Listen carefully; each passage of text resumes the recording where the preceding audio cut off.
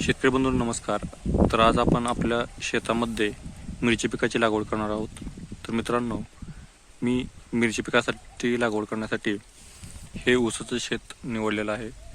तर या ऊसाच्या शेतामध्ये हा ऊस खोडवा पीक आहे. ऊसाच्या खोडवा पिकामध्ये आंतरपीक म्हणून आपण मिरचीची लागवड करणार आहोत, जी की सिजंटा कंपनीची मिरची आहे. या मिरचीची लागवड आपण उन्हाळ्यामध्ये करत आहोत. तर उन्हाळ्यामध्ये करत असताना सुद्धा सर्वसाधारणपणे आपण यामध्ये कोणत्याही मल्चिंगचा वापर करत नाही. तर जी जुनी पद्धत आहे, टाईट जमिनीवरती आपण लागवड करत आहोत.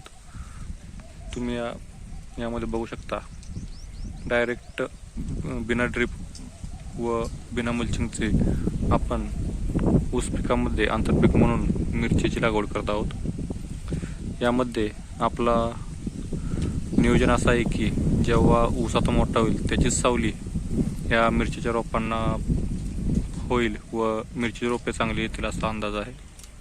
व या ऊसामध्ये आंतरपीक म्हणून आपण मिरची पिकाची लागवड करत आहोत. अशा पद्धतीची ही रोपे आहेत. सर्वसाधारणपणे पाऊण एकरासाठी आंतरपीक म्हणून मी 4,500 रोपे मागवलेले आहेत. तर याची लागवड आपण या ऊस पिकामध्ये करणार आहोत.